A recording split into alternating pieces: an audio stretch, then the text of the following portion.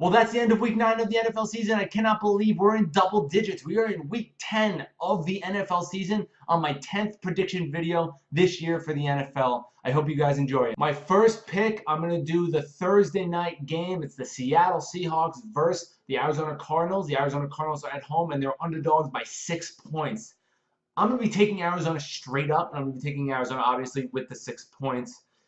Uh, I'm taking them because Seattle did not look good last week against a Kirk Cousins offense that has no weapons right now. Jordan Reed is out. Isaiah Crowder is out. 4 of their linemen are out. So they're playing with backups and third stringers. And they're just all over the place. Kirk Cousins is a much better quarterback than Drew Stanton, even though I do like Drew Stanton. Kirk Cousins is much better. But Drew Stanton actually has weapons, so it kind of evens out. You got Adrian Peterson in the backfield, who played very well last week. I know it was against San Francisco, and I know they didn't look great, but Drew Stanton will be more comfortable at home and versus a Seattle team that has struggled lately. I know Russell Wilson was in a shootout 2 weeks ago against the Texans and Deshaun Watson, but Seattle's defense has not looked the same. Missing Earl Thomas is really a huge loss, and it shows how much of a loss it is for that Seattle team. He was the general of that defense, and he was all over the place, and obviously he's not there anymore, so they look a little bit lost. I think Larry Fitzgerald is going to have a big game, which he will. He'll have to be targeted around 10 times with about 7 catches for 80-something yards and a touchdown. Adrian Peterson's going to have a big day, about 100 yards with about 23 carries. It's really going to be slowing the game down and making sure Russell Wilson doesn't have that chance to come back in the fourth quarter, which I think Arizona will be able to do behind Bruce Arians' coaching, which I have huge respect for. I'm going to take Arizona straight up and Arizona +6. Next game I'm going to go over is the New York Jets versus the Tampa Bay Buccaneers. Tampa is at home, but the New York Jets are favored by 3 points. I am taking the Jets. I am taking the -3. The Jets have played every team hard except for the Oakland Raiders earlier this year.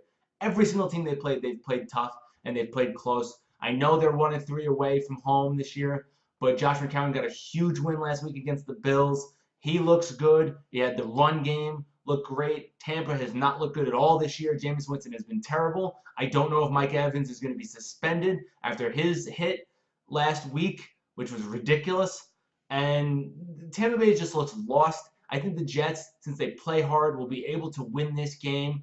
I think pretty easily. They'll win by 10 points. As long as they get the lead and they don't have to come back in the fourth quarter, they'll be able to win this game because they're terrible in the fourth quarter. And I take the Jets, and I take them -3 points. Next game I'm going to go over is a really tough game to call. You got the Vikings going away to the Washington Redskins. The Vikings are 1.5-point favorites. This is going to be my second upset of the week. I'm going to take the Redskins. I'm going to take them at home +1.5.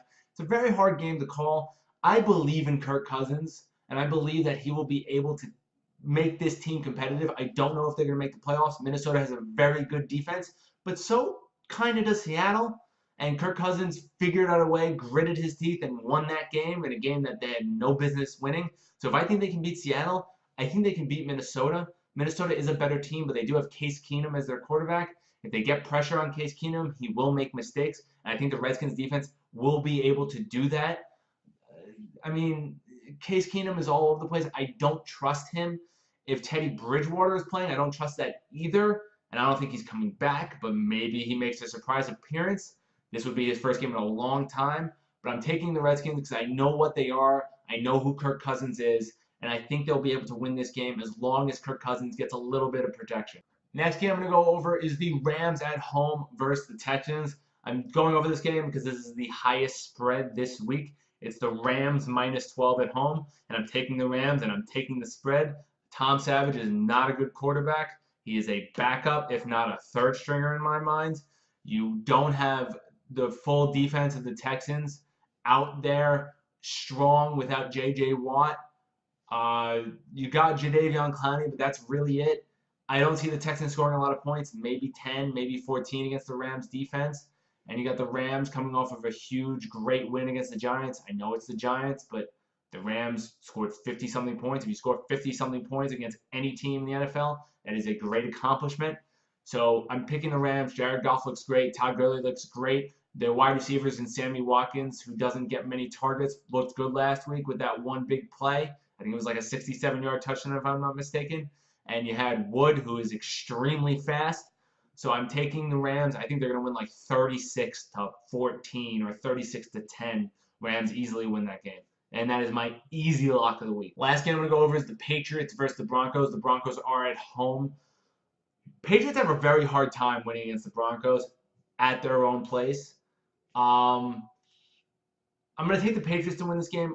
I'm not going to take the spread, though. I'm going to take the Broncos plus the 7.5 because they are at home, and the Patriots, like I said, have a hard time winning at Denver. But Denver doesn't have a quarterback. Denver's defense looked trash last week and looked terrible. It looked like they gave up a little bit. And, yeah, I think the Patriots are starting to find their groove. They're coming off of a bye. Bill Belichick rarely loses off of a bye. And you take the Patriots to win this game. Well, that's the end of my Week 10 video for the NFL season. Every single prediction for every single game of this week will be in the description below. If you'd like to subscribe to my channel, please click here. Thank you for all the support you've been giving me. And if you'd like to see my last video, click here. Thank you so much for watching, guys, and have a great week.